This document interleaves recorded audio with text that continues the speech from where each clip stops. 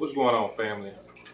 I decided to put this video together after a conversation I had with a young man, and he wanted to know how come sometimes we as Christians take so many L's in life, meaning how come we as Christians take so many losses in life. And I'm not talking in regards to a loss of a life, but let's say God give you an idea or something like that, and you try to implement that idea. Why is it that that idea doesn't sometimes work? And there are a number of reasons why that particular idea may not work. But today I just kind of want to focus on that one that I pointed out in the conversation that I had with him. And one of the main reasons why we take losses in life or we don't accomplish some of the things that we know that God has put in our hearts to do is because we get to listening to other people.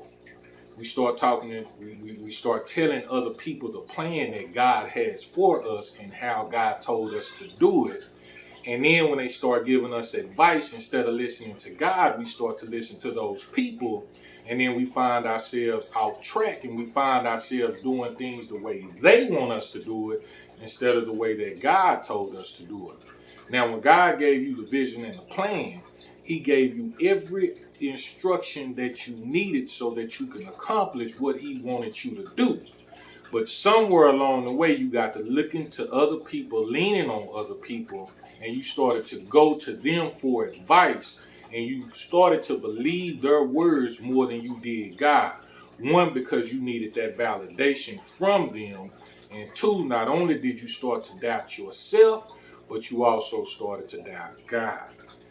Now, the good part about it is that there are a lot of life lessons in the Bible that you can read and that you can go to that can kind of give you an idea of what you're experiencing. And one of those lessons for me that I like to read is actually the 1 Kings chapter 12. And it's about a man whom God gave specific instructions to, but he decided to listen to somebody else instead of listening to God. So if you give me 2 quick minutes, I'm going to read this story to you and you're going to understand why it's important for you to listen to God instead of listening to other people, especially when He gives you an assignment to do. So it says, and behold, there came a man of God out of Judah. This is 1 Kings chapter 13. A man out of Judah by the word of the Lord unto Bethel, and Jeroboam stood by the altar to burn incense.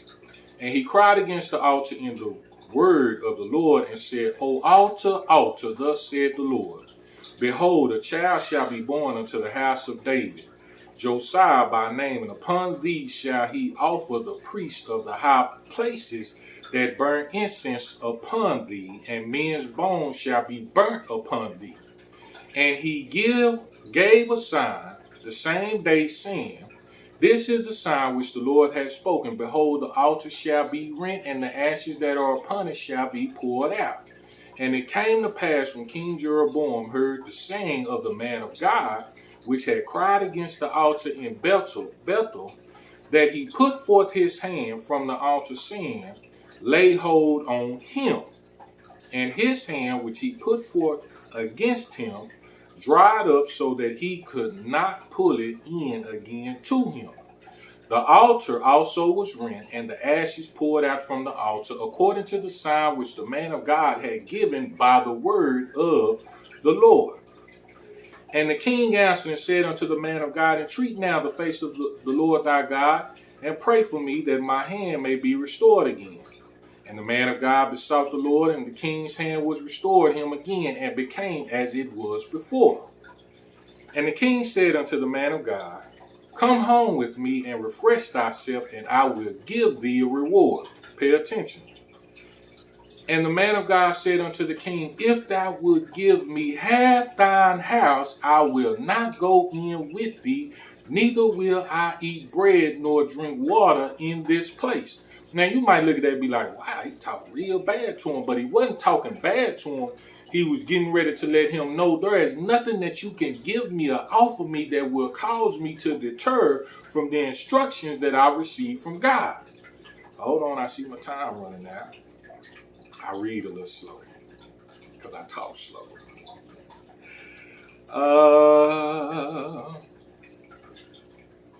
For so was it charged me by the word of the Lord, saying, Eat no bread, nor drink water, nor turn again by the same way that thou camest. So he went another way, and returned not by the way he came to Bethel.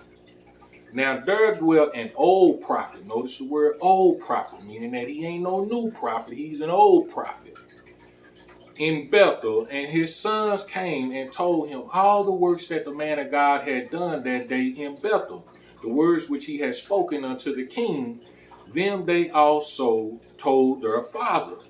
And their father said unto them, What way went he? For his sons had seen what way the man of God went, which came from Judah.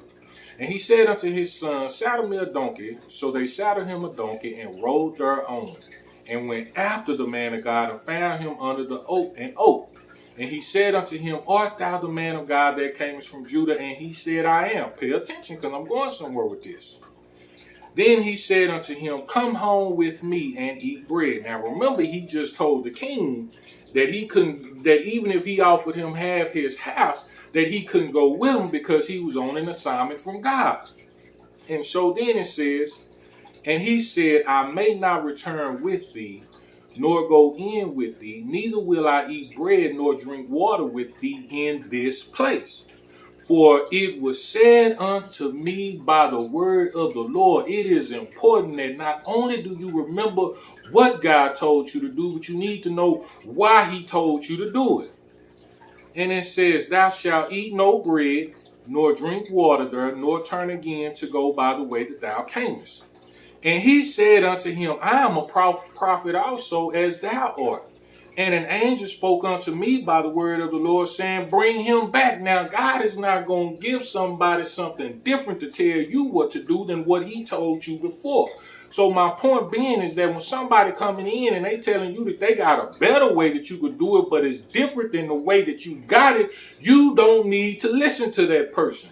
That's why we take so many losses, because we find ourselves listening to other people's ideas based off of how they feel in their flesh, and they lie to you when they say God told you to do something different than what he told you yourself that you should have did before. And it says, and the Lord, this verse 18, saying, Bring him back with thee into thine house. God didn't say that. God is not double-minded. He ain't confused. If he told you how to do it going out, that's how you go do it going out, and that's how you going to finish it when you come in. And it says, So he went back with him and did eat bread in his house and drank water. He did everything that God told him not to do. God told him to go one way, he went another way. That's why we taking so many losses. That's why we failing. Because God has given us clear instructions on the direction he wants you to go with your vision, on the direction that he wants the church to go, on the direction he wants you to go in your marriage. But instead of sticking to his instructions, you want to listen to everything everybody else telling you to do. So then it says, So he went back with him and did eat bread in his house and drank water. And it came to pass, as they sat at the table, that the word of the Lord came unto the prophet that brought him back. And he cried unto the man of God that came from Judah, saying, Thus said the Lord. Now you got a word from God. Now, after you done lied to me and told me this is what God wanted me to do, and I listened to you, and now that everything is ready to fall apart, now all of a sudden you see the error of my ways instead of letting me continue to do what God had told me to do. God gave you instructions, nobody else. So when you don't follow those instructions the way God told you to follow those instructions, you are going to fail. And it came to pass after and he cried, 21, and he cried, I'm almost finished. I know I take up too much time. Let me see, I'm sorry. I get to talking and sometimes don't know how to shut up.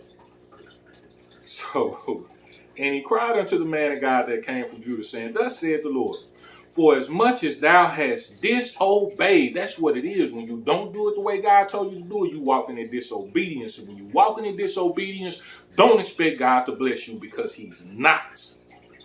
it says, thus saith the Lord, for as much as thou hast kept the commandment which the Lord thy God commanded thee, but camest back and hast eaten bread and drunk water in this place I told you not to do, of the which the Lord did say to thee, eat no bread and drink no water, thy carcass shall not come unto the sepulchre of thy fathers. And it came to pass after he had eaten the bread and after he had drunk, that he saddled for him a donkey to ride for the prophet whom he had brought back. And when he was gone, a lion met him by the way and killed him, and his carcass was cast in the way, and the donkey stood by, and the lion also stood by the carcass. The donkey represents the hard-headedness of man. And of course, we know the lion is the Lion of Judah, which is the king of the jungle. And it's saying that if you go be hard-headed, you go be a hard-headed man like this donkey, then there is only one expectation that you can expect from the king, because if you are not living a life or following the instructions that's pleasing unto him, you will pay the consequences for it. So then it says, and behold, men passed by and saw the carcass cast in the way, and the lion standing by the carcass. And they came and told it in the city where the old prophet was. Now it's going back to the guy that lied to him and said God told him to come. But then when he saw him walking in disobedience, turned around, told him it wasn't going to work. And it says 26, and when the prophet that brought him back from the way heard thereof, he said, check this cold-blooded part out. He said, it is the man of God who was disobedient unto the word of the Lord. Now, on one hand, your friend is telling you all these good ideas, and you done told them the plan, which you shouldn't have in the first place. But now that they've got you to deviate off the plan, what do they normally come back and say? Oh, man, you should have did it this way. Oh, man, you should have stuck to your first mind. What you listening to me for? It was your idea. You look like the fool. You taking the loss. This man lost his life. But you taking setback after setback after setback, because instead of listening to God, instead of trusting in the gifts and the abilities that he's given you, you want validation from everybody else. So guess what? When you lose, and you can't blame nobody but yourself. And it says, therefore the Lord had delivered him unto the lion, which had torn him and slain him, according to the word of the Lord which he spake. And then it goes on to say that the man told his sons to saddle a donkey so that they could go and pick up the body of this disobedient man and take it and bury it.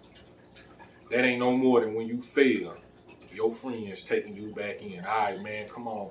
Go over here. Come pick you up. We go do this together. We gonna do that together. We go smoke a blunt. We go drink some drink. They go console you now that you've been slain. If you don't want to take any more losses in life, follow God's instruction. If you want to be successful at what God is calling you to do, follow God's instructions. Stop listening to everybody else. If somebody's on your team, they not going to come and talk against the vision that you know God is giving you. They're actually going to, what's the word I'm looking for when somebody validates a vision or a word from God. And they're going to encourage you to keep on running in the right direction. But if somebody telling you it's a better way that you could do it, I'm going to tell you now.